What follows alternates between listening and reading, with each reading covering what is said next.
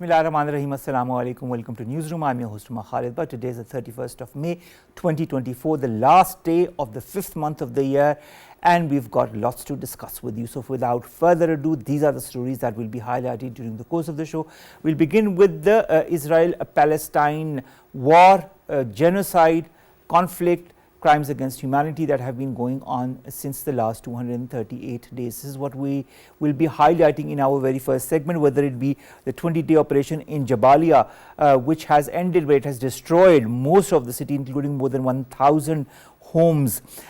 Decisive international action, including an arms embargo, needs to be imposed on Israel, demand a lot of United Nations experts. Also, Israel's attack on Rafah is not a major operation as per the United States State Department, even though thousands of troops are in the area. We all know about the allegiance of both the countries, but to which level is the US going to go as far as Israel is concerned? Also, the UN agency talks about 18,500 pregnant women who are fleeing Rafah's unrelenting nightmare. But where will they go? Because Gaza is also being bombarded. Finally, 36,224 Palestinians have been killed so far, around 81,700, almost 82,000 have been wounded, and this does not count all those who are still trapped or dead under the rubble. This is going to be our first segment. Our second story, ladies and gentlemen, concerns the United States of America and Donald Trump. He has been found guilty in a hush money trial. This is the first US president who has ever been convicted of a crime. A 12-member jury found him guilty on all 34 counts. Trump says he is a very innocent man. Sentencing has been set for the 11th of July, while Biden's campaign calls Trump a convicted felon.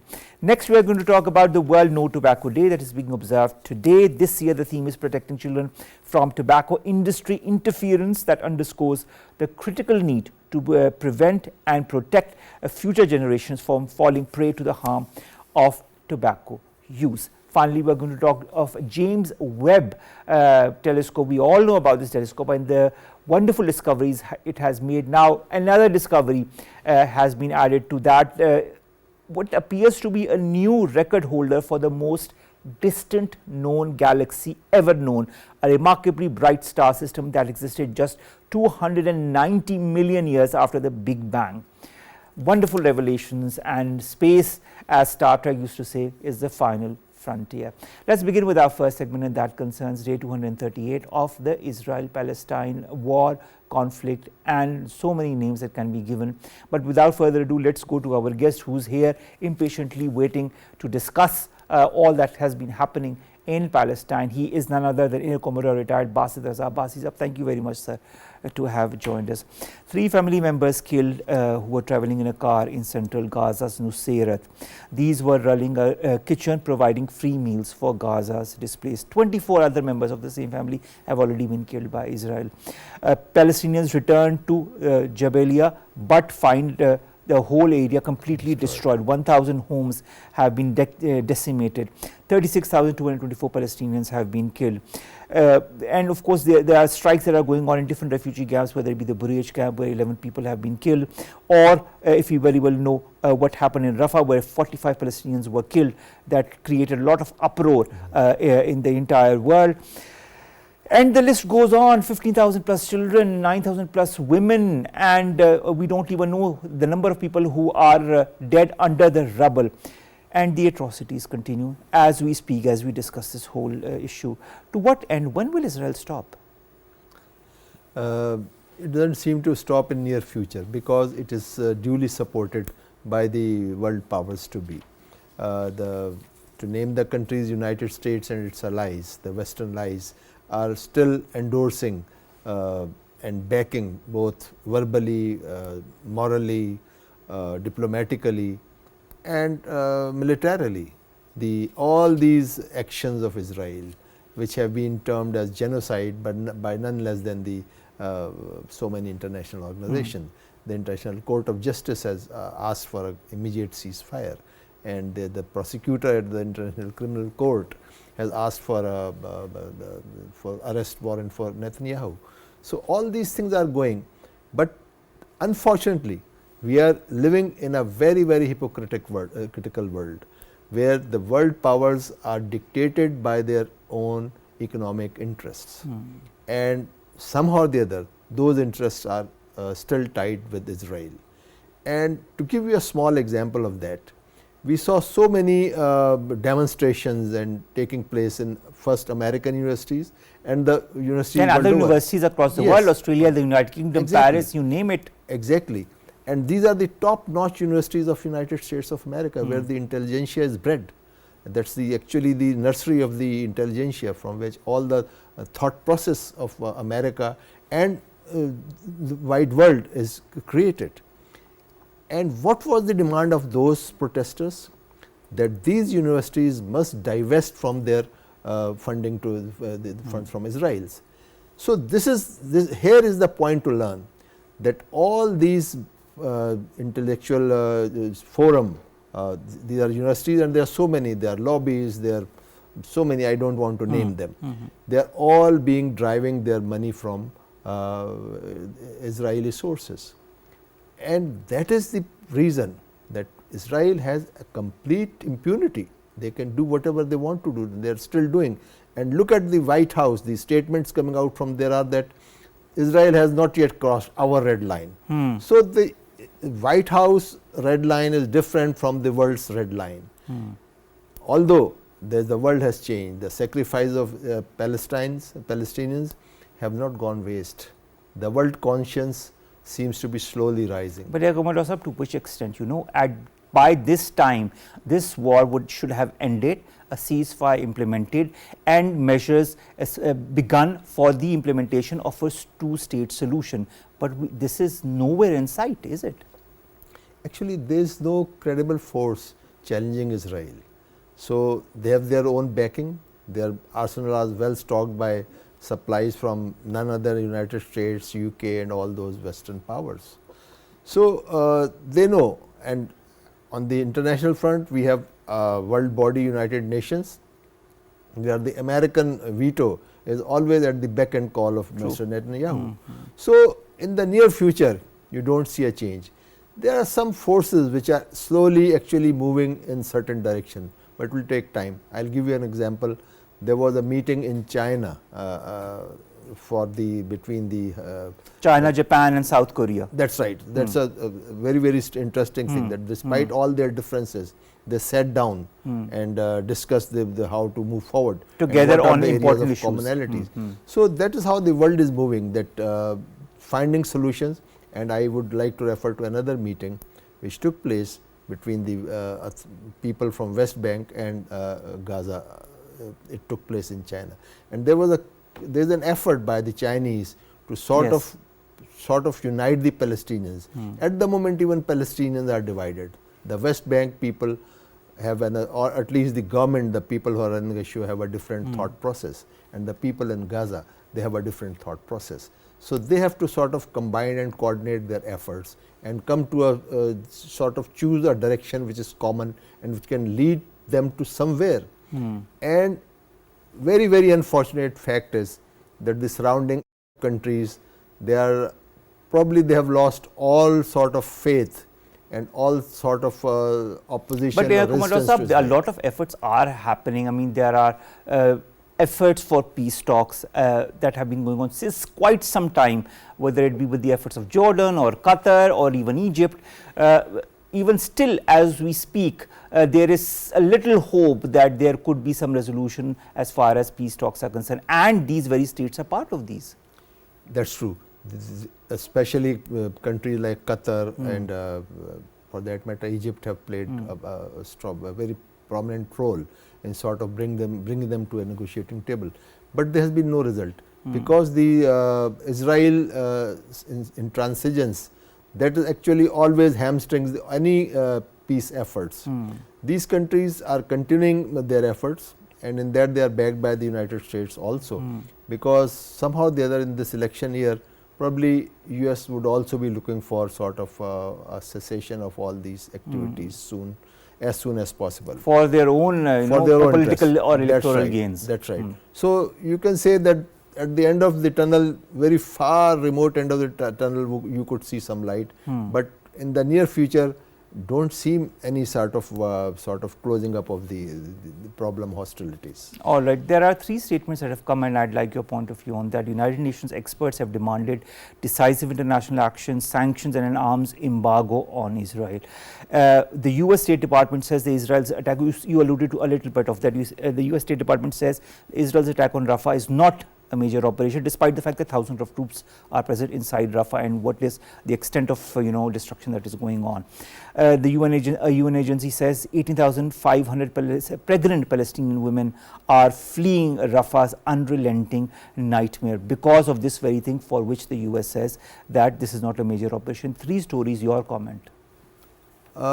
Every day new horrific stories are coming out from there.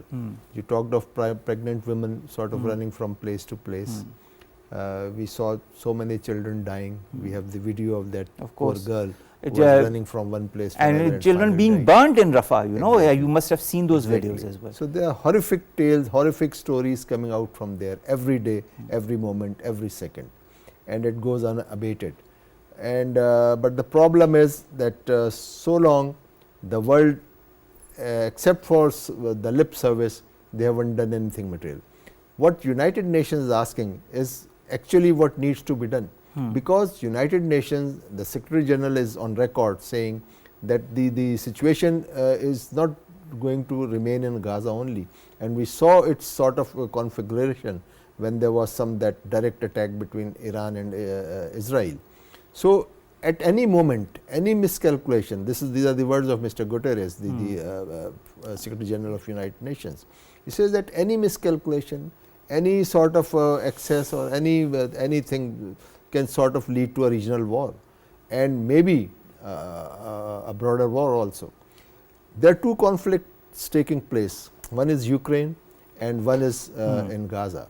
Somehow or the other, the world's attention was more on that side.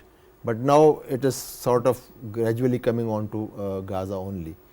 And between these two conflicts, there is a great danger of even a third world war or a sort of a broader regional conflict. Yes. So we are actually sitting on a powder keg, and it can explode any time. And the world powers are sort of aware of it, that they are still vying for time. I don't know how this game can go on, but it has to come to an end. Three countries, Commander Sahab, recently recognized Israel. More countries are coming in the fray. 143 countries have already accepted Palestine as a state. And now we are seeing the reaction of the Israeli side as well, especially when it concerns Spain.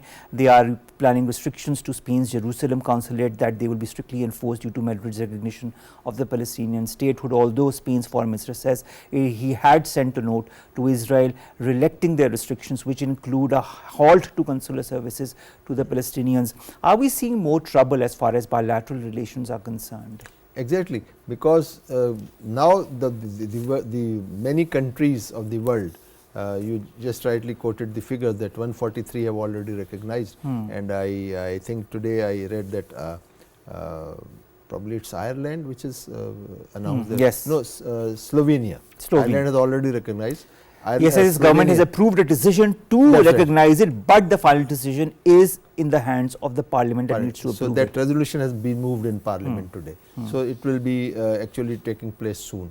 So all these steps are actually a tribute to the sacrifices that the Palestinians have sort of been giving every day since this conflict took place. But these are still fall short of bringing the issue to a close. And I think so. This is what we are seeing, Commander Sahab. We are seeing small efforts being made left, right, and center, but no major effort being made, either because of fear of Israel and the repercussions that could have, as Spain is also witnessing, or that they do not themselves want to be involved in a broader war. That's true, because actually the most powerful nations, which is United States, UK, France, Germany, I mean they are fully backing Israel, and other European countries somehow they are actually now at least they have gone into the recognition of. Because even in France, we are talking of France, there was the Netanyahu also gave an interview to one of the leading French channels, to which there was a lot of outcry within France as well. There were protests as to why they gave screen time to a prime minister who is the, I wouldn't say a butcher, but behind a genocide that is going on in Palestine as we speak. This is what is happening, that actually they are mixed signals. And most interesting, as you said, the French president has actually at times condemned Israel's actions, but they have not stopped the exactly. They are certain they don't go beyond. Yeah. So this is the confusion. Even if you see the actions of United States, President Biden has at times condemned. At times they have said that, like when there was some that between Iran and Israel, he said that we will not back you if you attack Iran directly. So this is President Biden's But of course, statement. we have seen what unfortunately what Iran has gone through. Exactly. They have lost so many dignitaries. I'll come to two other international reactions. Turkish president who says his country will do everything possible to hold barbaric Netanyahu to account over the strikes in Rafah. Italy that says Israeli strikes on Gaza were no longer justifiable in one of the strongest criticisms that Rome has made so far as Israel's actions are concerned. Again, international condemnations increasing, but again, any impact apart from statements here and there, and what will be that tipping point when Israel will be affected by a comment or an action? The tipping point is not in sight at the moment, and I will not be able to predict it. All right. But the two countries that you just named, Italy is very significant because it's a part of G7 countries and is a sort of rightist government there, which generally tend to support extreme actions. But they have also taken out a strong statement. So this is what I am saying, that at least the world opinion is changing, it's going through a change, but it is not that drastic a change when they sort of come on to applying embargoes and cut off at military aids, things like that. So that is not in sight. So it is only at the diplomatic stage, statements, recognitions, but not beyond that, and this is not enough. This is not enough. What about the peace talks? I had just alluded to peace talks in the beginning of our conversation. Now, Qatar's foreign minister issues a statement that the Israeli attack on Rafah could hinder the mediation efforts to reach a ceasefire. Hamas informs mediators of its readiness to reach a full agreement with Israel if it stops its war and the aggression in Gaza. Are you optimistic to any extent about the outcome of such talks? Actually, Hamas had taken this stance. If you recollect, there was that before these talks fail, Hamas had given their sort of consent for a plan which was put forward by Egypt and Qatar. But that Israel got out of that. Actually, initially they had said yes, and then Israel said that no, yes, the conditionalities that are part of this agreement are not suitable to us. Yes. Actually, they don't want to sort of end the war. They want to sort of give a gap for a while and get their hostages back. Okay. This game is only I this. think that is exactly what they want. The day they get their hostages is the day they'll massacre, if not all, then whosoever they can, as far as Palestine is concerned. Thank you very much, Air Commodore Abbasi, senior analyst, to have joined us, to have discussed with us day 238 of this conflict between Israel and Palestine. We need to be cautiously optimistic, but the way things are going, there's a little flicker which I hope will continue to remain burning. Thank you very much, sir, to have joined us. Let's come to our second story, and that concerns the United States of America and former US President Donald Trump, who has been found guilty in a hush money trial. There are legal difficulties as far as the former president is concerned. What impact is this guilty verdict going to have on the US elections that are going to be held later this year? Donald Trump, of course, has been found guilty of falsifying documents to cover up a hush money payment. A 12-member jury found him guilty on all 34 counts. And this has to be said, he is the first ever president of the United States of America who has been convicted of a crime, although Trump says he was a very innocent man, quote unquote. Sentencing has been set for July 11, but it's a very important date because just a couple of days before July 11 is also the day when he will be elected as president from his party's side.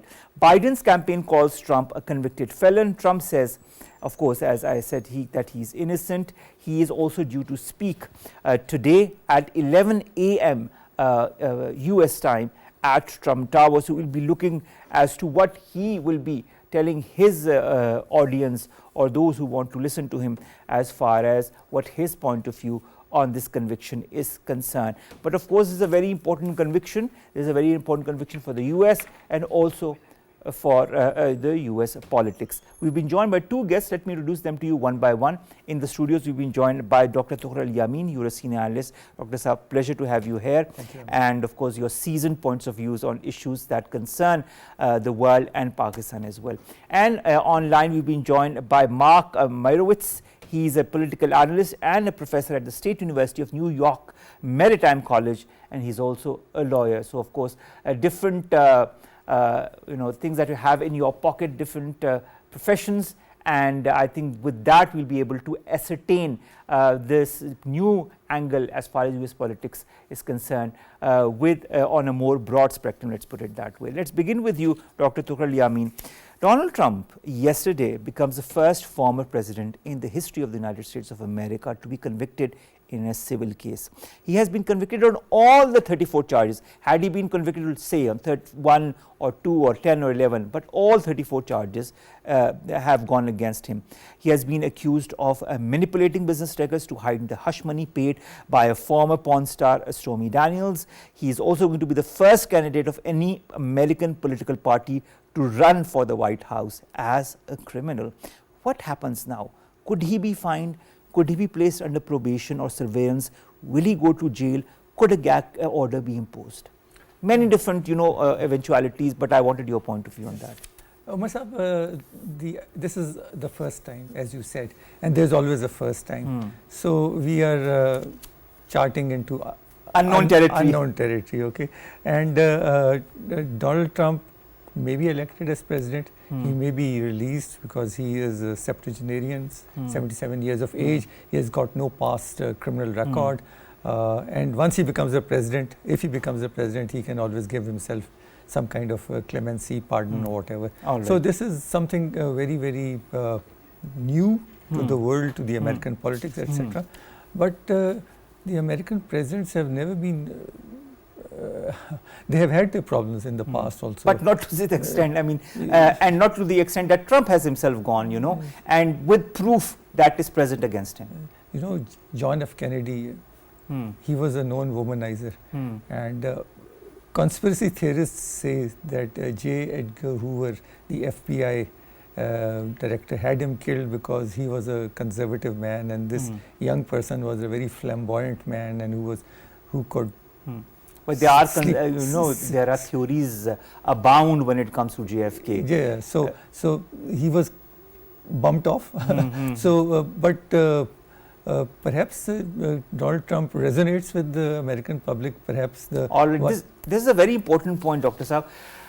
Mark, does Donald Trump resonate with the US public? Now, looking at the conviction, and of course, it is going to be announced a couple of weeks later, but what, in your point of view, as a US citizen, happens now? What are the eventualities that you feel could really happen? Is he going to be fined? Is he going to be placed under probation? Is he going to go to jail? Could there be any kind of gag order? There are a lot of, as this is something new for politics in the US and for us as well, seeing a US president, being convicted. What do you understand of all of this? Well, first of all, thank you very much for the privilege of participating in this interesting discussion. But as a matter of fact, as you say, fact-checking, Eugene V. Debs, who was the socialist candidate for the presidency in 1920, was actually ran for president while in jail and received about 1 million votes. So to that first point, that precedent of a political candidate running for office in jail and getting votes during the election has already been passed. Secondly, with respect to the pardon that was spoken about, since this case is a state of New York case under our Constitution, the president can only give a pardon for a federal offense, not for a state offense. And actually, no president has ever pardoned himself in American history. So who knows about that? But I think that that's not available for this particular scenario. To your point about the possible eventualities here, they are very, very unknown in the sense that, as you mentioned, the timing of this is June 27th, there will be a presidential debate between Biden and Trump. Then July 11th is supposed to be the sentencing. July 15th is a Republican convention at which Trump is the presumable nominee. So now that all may be pushed off because Trump's attorneys are now, I'm sure, sitting right there today in their law offices, seeking an appeal where they can stay the sentences and delay it in the appeal process. And it's even possible this would go up to the New York State Court of Appeals, or it's possible, not probable, that the U.S. Supreme Court could weigh in because there might be some federal due process issues. As far as the sentencing itself, there's a wide range of options. Now, Trump is, an older gentleman. He doesn't have a criminal record. This type of crime is a lower felony. So he may end up with probation or even, house confinement. But think of this, to my colleagues. What happens if he's elected president and then he's convicted, That is a big question mark, isn't it? It's crazy.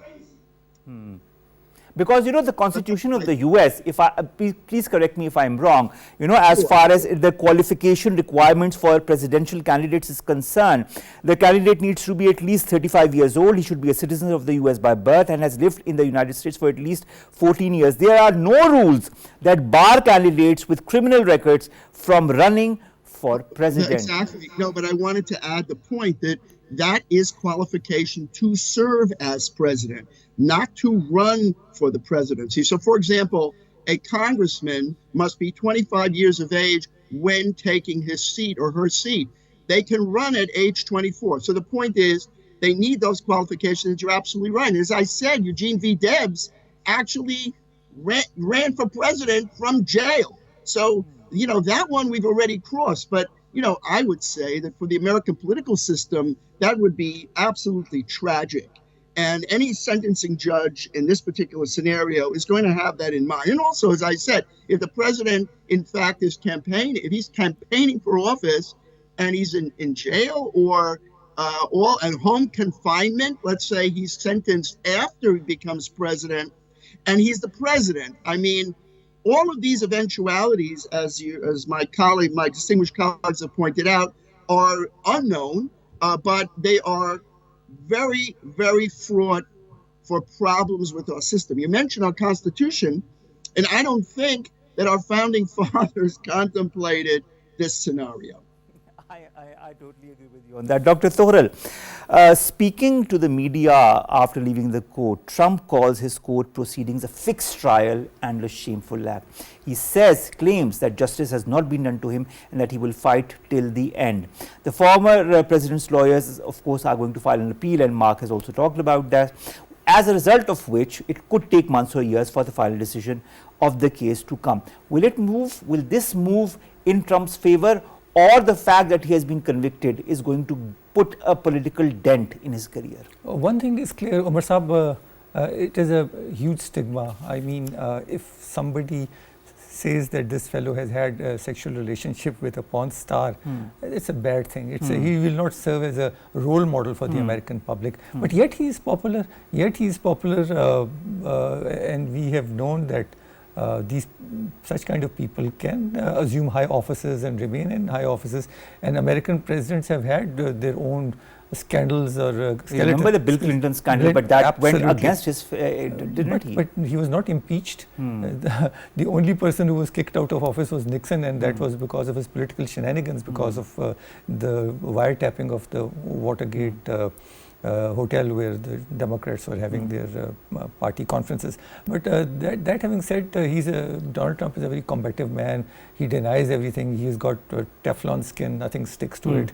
And perhaps the American public likes a combative president like Trump. So Trump is going to fight on.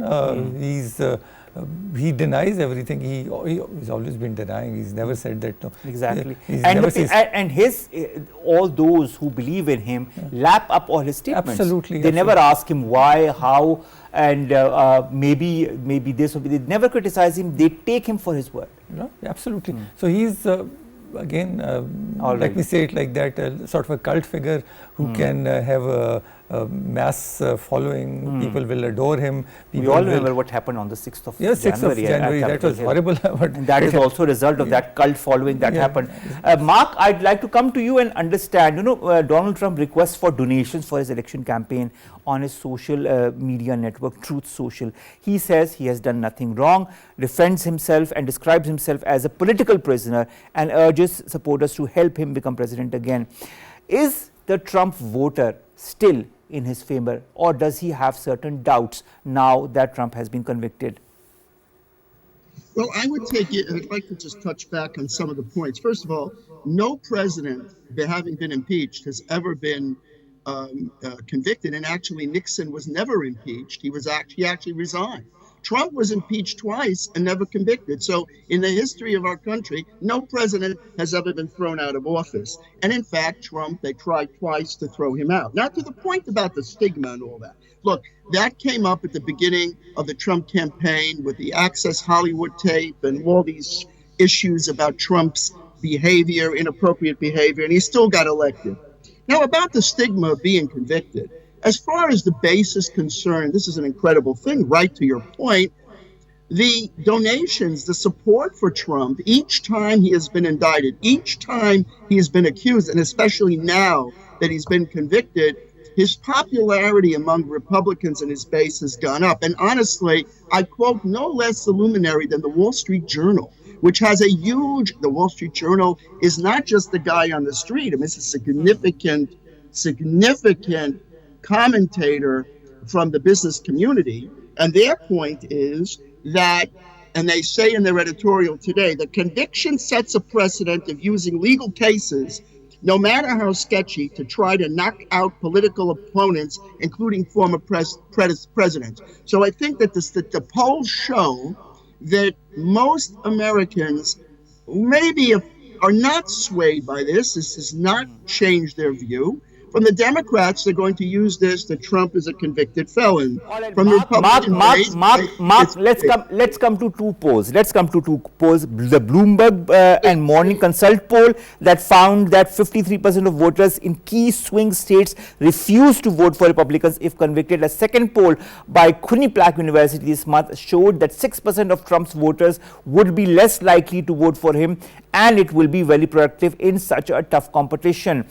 Are such polls a real indicator of voter sentiment?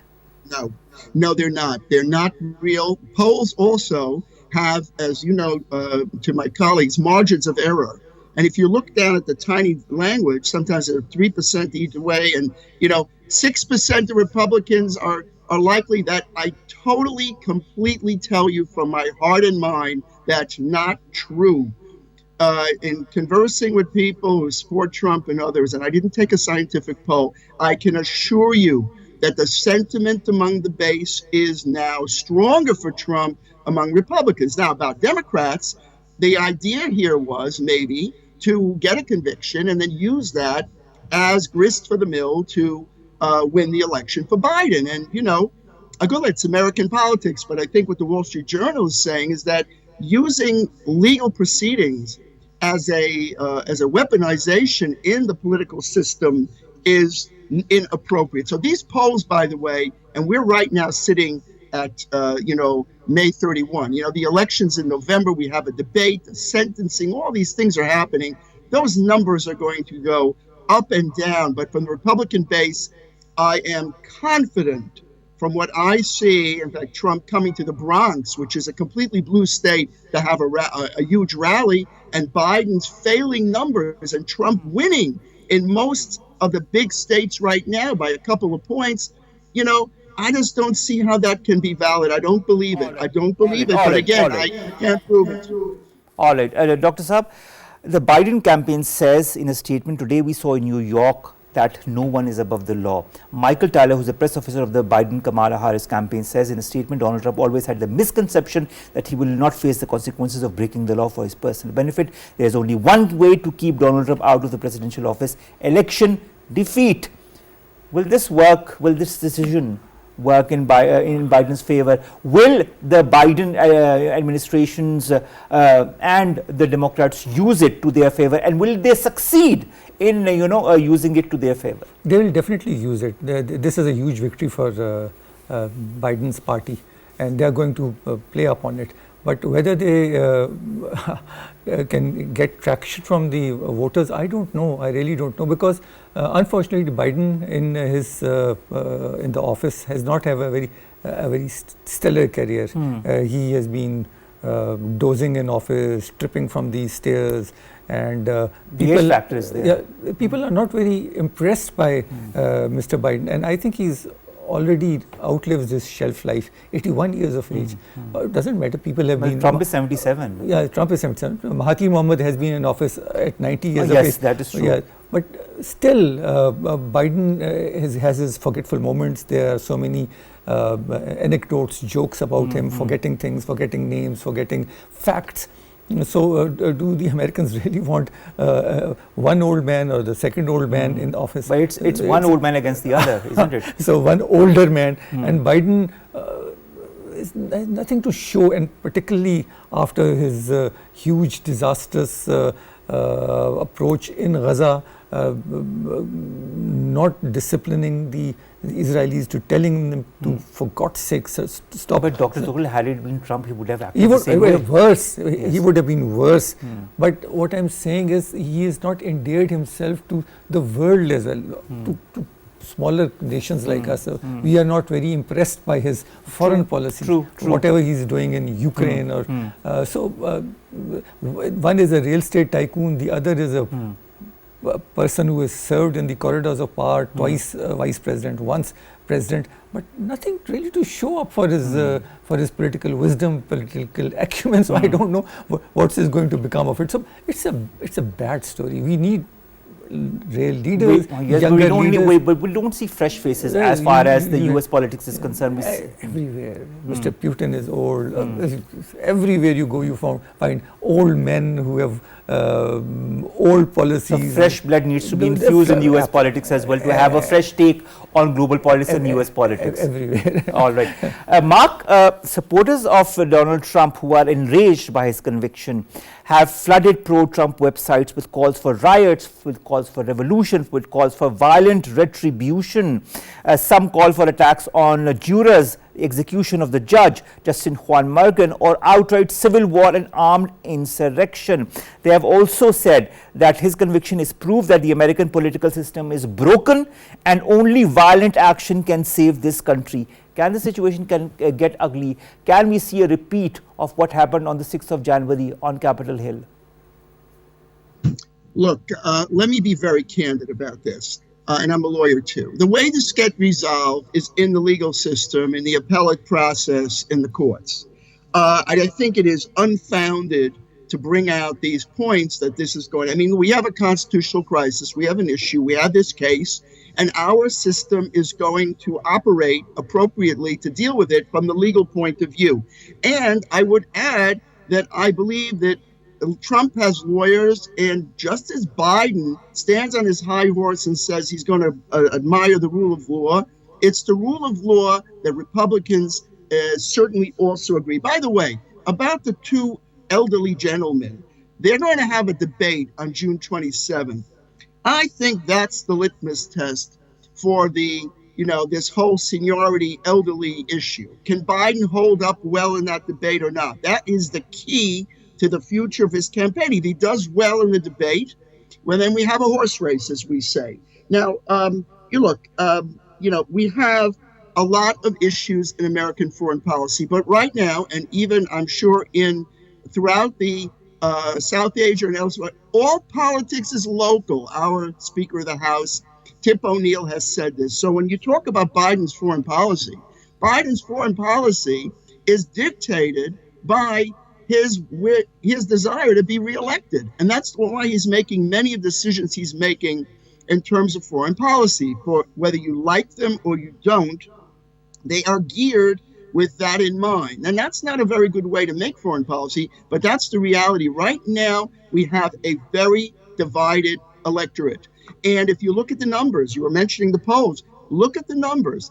Our country is divided. This election is going to be very close. So that's what's motivating all of this that's going on. The problem is that these ideas that are brought up about how is this going to get resolved, we really don't know.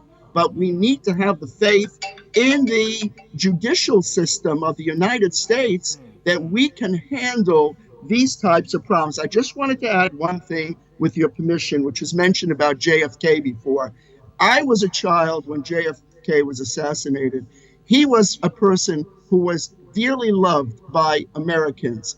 And there are many, many theories about him, but I'm really not comfortable with some of the conspiracy theories about his assassination. It's unresolved. There was a Warren Commission.